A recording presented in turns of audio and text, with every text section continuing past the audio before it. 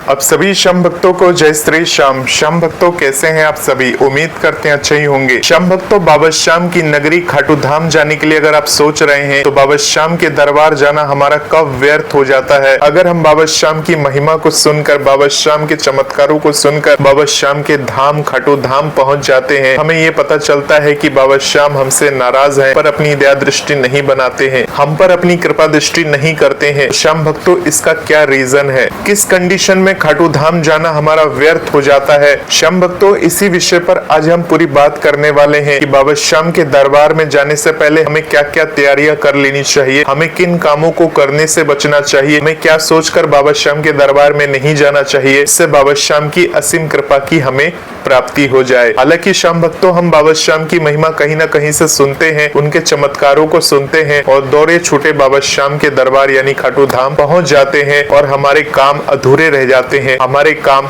नहीं बनते हैं। उसके बाद जब हम वापस अपने घर लौट कर आते हैं, आस पड़ोस को कहते हैं कि हमारा काम तो नहीं बन रहा, ये खाटू वाला श्याम तो बिल्कुल नहीं सुनता है, बाबा श्याम की कृपा तो नाम मात्र की है। तो श्याम भक्तों, अगर आप पहली बार खाटू धाम जा रहे हैं या कई बार आप खाटू धाम जा चुके हैं और अगर आपके काम आज तक नहीं बने हैं, तो इन बातों को ध्यान रखकर अपने आप में इन बातों की सुधार करके एक बार फिर से खाटू धाम जाइए और इस बार बाबा श्याम आपके बिगड़े काम बना देंगे, बाबा श्याम आपके ऊपर अपनी कृपा कर देंगे। तो श्याम भक्तों, वो कौन सी ऐसी बातें हैं जिसे हमें अपने आप में सुधार करनी जरूरी होती है, उन सभी बातों को इस वीडियो के माध्यम से आज हम जानने वाले हैं। पूरा वीडियो को लास्ट तक देखेंगे तभी पूरी बात समझ में आएगी। श्याम भक्तों, बाबा श्याम के धाम यानी खाटू धाम की यात्रा हमारे लिए तभी सार्थक होती है जब हम इस यात्रा को पूरी श्रद्धा, विनम्रता और नियमों के साथ करते हैं। अगर हम सारे नियम कायदों को ध्यान में रखते हैं और बाबा श्याम को पूर्णतः समर्पित होते हैं, तब ये यात्रा हमारी जीवन दायिनी होती है। परंतु कहीं भी अगर चूक हो जाती है, बाबा श्याम हमसे नाराज हो जाते हैं और खाटू धाम जाना हमारा असफल हो जाता है। तो श्याम भक्तों, खाटू धाम जाना हमारा कब व्यर्थ हो जाता है? अगर पहली बात करें तो अगर हम स्वार्थवंश यानी लोभी होकर बाबा श्याम के समक्ष जाते हैं, यानी हम आसपास के लोगों से बाबा श्याम की महिमा को सुनते हैं, बाबा श्याम के चमत्कारों को सुनते हैं और इतना सब कुछ सुनने के बाद हम सोचते हैं कि तुरंत बाबा के पास जाएंगे, बाबा हमारी सुनेंगे और हमारा काम बना देंगे। श्याम भक्तों, इसमें तो संदेह मात्र नहीं है कि बाबा श्याम हमारी सुनते नहीं है, परंतु अगर हम बाबा श्याम के दरबार में किसी स्वार्थवंश या लोभवंश पहले ही दिन बाबा के दरबार में जाकर बाबा श्याम के सामने खड़े हो जाएंगे, तो बाबा श्याम को प्रणाम करके बहुत कुछ मांग लेंगे, बाबा श्याम से कहेंगे कि हमें बंगला दे दो, हमें जमीन दे दो, हमें ये दे दो, हमें वो दे दो, हमें सब कुछ दे दो। ऐसे हम बाबा श्याम के समक्ष जाकर नतमस्तक हो जाएंगे और बाबा श्याम से यही मांगकर वापस आ जाएंगे और इंतजार करेंगे कि हमारी ये सारी इच्छाएं जल्द से जल्द पूरी हो जाए और बाबा श्याम हमारी सुन ले। और ऐसे ही सोचते सोचते 2 महीना, 3 महीना, 4 महीना, 5 महीना, 6 महीना हो जाता है और हमारे काम नहीं बनते हैं। फिर हमारे सामने किसी भक्त का वीडियो आता है जिसमें भक्त बोलता है कि बाबा श्याम ने मेरे 50 लाख रुपए का कर्जा माफ करवा दिया, बाबा श्याम ने हमारा ये घर बनवा दिया, बाबा श्याम ने हमें ये कार दिलवा दी, बाबा श्याम ने ये करवा दिया, बाबा श्याम ने वो करवा दिया। उस व्यक्ति के समक्ष जब वो वीडियो आता है तब वो व्यक्ति ये सोचने लगता है तो मैं तो बाबा के दरबार में गया था, परंतु ऐसा कुछ भी नहीं होता। श्याम भक्तों, अगर आप स्वार्थवंश या लोभवंश बाबा श्याम के दरबार में जाएंगे तो आपके काम नहीं बनेंगे। श्याम भक्तों, इसी बात में अगर दूसरी बात करें तो बहुत सारे ऐसे श्याम भक्त होते हैं जो बाबा श्याम से लंबे समय से जुड़े हुए होते हैं, काफी समय से जुड़े हुए होते हैं। बाबा श्याम से जुड़ने के बाद बाबा श्याम की ऐसी उसके ऊपर कृपा होती है, ऐसी महिमा होती है कि वो भक्त ये सोचने लगता है कि अब मैं जहाँ रह रहा हूँ, मान लीजिए एक भक्त जो है वो आगरा में रह रहा है, वो भक्त ये सोचता है कि खाटू में मैं प्रॉपर्टी ले लूं, खाटू में जाकर कोई जमीन ले लूं और वहीं जाकर बस जाऊं, बाबा श्याम की सेवा करूं। ऐसा तो हर भक्त की आस होती है क्योंकि वो उसके आराध्य देव हैं, इष्ट देवता हैं और कौन नहीं चाहेगा अपने इष्ट देवता के पास रहने के लिए। परंतु श्याम भक्तों, ये तो बाबा श्याम की महिमा है, बाबा श्याम जिसे बुलाना चाहेंगे उसे तो ऐसे ही बुला लेंगे। परंतु अगर आप स्वार्थवंश ये सोचते हैं, लोभवंश ये सोचते हैं खाटू में जमीन मिल रहा है, आप कई सारे वीडियोस फेसबुक या सोशल मीडिया पे देखते होंगे कि ऐसे लोग आते हैं और कहते हैं कि खाटू में इतने सस्ते में प्लॉट दिया जा रहा है, आप जल्द से जल्द प्लॉट की बुकिंग कर लो। और बहुत सारे लोग बिना सोचे समझे उस प्लॉट को ले लेते हैं, बाद में पछताते हैं क्योंकि श्याम भक्तों, हो सकता है सस्ते के चक्कर में वो चीज आपको महंगी पड़ जाए, जहाँ लाखों की बात थी वहाँ इतने लाख जुड़ जाए से आप चुका ही ना पाओ और आपका सारा का सारा पैसा फंस जाए। तो श्याम भक्तों, इसे कहते हैं लोभ, यानी हम सोचते हैं कि बाबा श्याम की आराधना खाटू में बैठकर ही हो सकती है। ऐसी कोई बात नहीं है। बाबा श्याम ने जहाँ आपको स्थान दिया है, जो जगह दिया है, उस जगह से बैठकर बाबा श्याम का ध्यान करना और बाबा श्याम के धाम आना, तो धाम आना एक अपने आप में बहुत बड़ी बात होती है। श्याम भक्तों, खाटू में बहुत सारे लोग रहते हैं। श्याम भक्तों, मैं आपको एक एग्जाम्पल देना चाहूंगा। मान लीजिए आप जहां अभी रहते हैं प्रेजेंट में, तो आपके आसपास में बड़े बड़े मंदिर होंगे। आप खुद सोचिए कि आप उन मंदिरों में कितनी बार जाते हैं, कितनी बार दर्शन करने के लिए जाते हैं। बल्कि दूर दूर से लोग उस मंदिर में दर्शन करने के लिए आते हैं, परंतु आप खुद कितनी बार उस मंदिर में जाते हैं। तो श्याम भक्तों, आप खाटू धाम से दूर है, परंतु आपके मन में एक श्रद्धा है, विश्वास है, मुझे समय निकालकर बाबा से मिलने के लिए जाना है। जब आप खाटू में ही आ जाएंगे,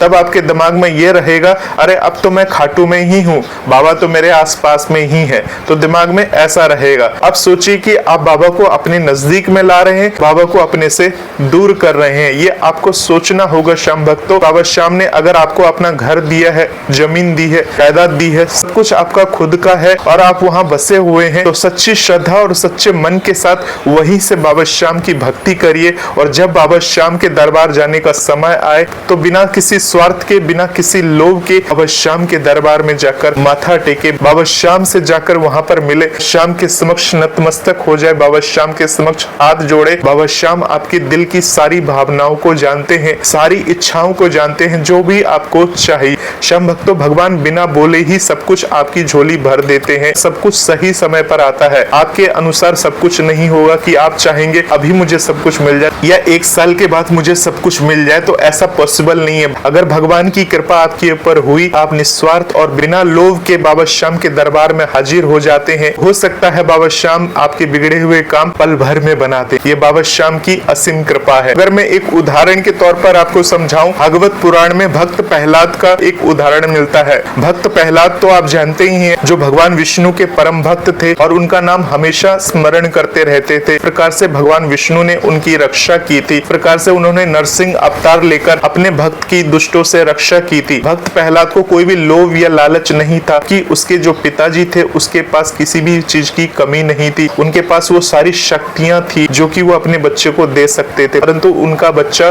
सिर्फ भगवान की नाम की शक्ति में रहा, भगवान के नाम को जपता रहा और भगवान ने अंत में उसका बेड़ा पार लगा दिया। श्याम भक्तों, भक्त प्रहलाद के उदाहरण से ये सिद्ध हो जाता है, अगर आप निस्वार्थ भाव के साथ भगवान के समक्ष हाजिर होते हैं, भगवान आपके बिगड़े हुए कामों को बना देते हैं। श्याम भक्तों, अब बात करते हैं दूसरे बात की। श्याम भक्तों, आपने वीडियो के माध्यम से देखा होगा, बहुत सारे भक्त बाबा श्याम के दरबार खाटू धाम पहुंचते हैं और खाटू धाम पहुंचकर तरह तरह से सेल्फी लेते हैं, वीडियोस बनाते हैं, वहां डांस करते हैं तोरण द्वार पे। खाटू धाम में लाइन में प्रवेश करके वीडियोस बनाते हैं। वीडियोस बनाते समय बाबा श्याम का नाम का उच्चारण न करते हुए कुछ और ही बाबा श्याम से जोर जोर से मांगते हैं। ऐसा लगता है उन भक्तों को सिर्फ खाटू धाम में रील्स और वीडियोस ही बनानी है, उनको बाबा श्याम के दर्शन में कोई दिलचस्पी नहीं है, क्योंकि उन्होंने बाबा श्याम की महिमा के बारे में इधर उधर से सुन लिया था। फिर उन्होंने सोचा कि वहां जाता हूँ, वहां एक डॉक्यूमेंट्री फिल्म बना लूंगा, वहां एक व्लॉग बना लूंगा, वहां जाके एक शॉर्ट वीडियो बना लूंगा। इस तरह से बहुत सारे लोग करते हैं। तो श्याम भक्तों, वीडियोस बनाना कोई गुनाह नहीं है, हो सकता है वो आपका रोजगार हो, परंतु अगर पहली बार खाटू धाम गए हैं, बाबा श्याम की नगरी गए हैं और वहां जाकर पूरा समय वीडियो बनाने में ही लगे रहेंगे, तो बाबा श्याम से कब मिलेंगे, बाबा श्याम के क्या दर्शन करेंगे। श्याम भक्तों, ऐसे भी लोग हैं जो खाटू धाम आते हैं, वहां पर सिर्फ वीडियोस बनाना उसका मकसद होता है। वहां जो सेवादार हैं, जो वहां पे कार्यरत है, जिनकी ड्यूटी लगी है,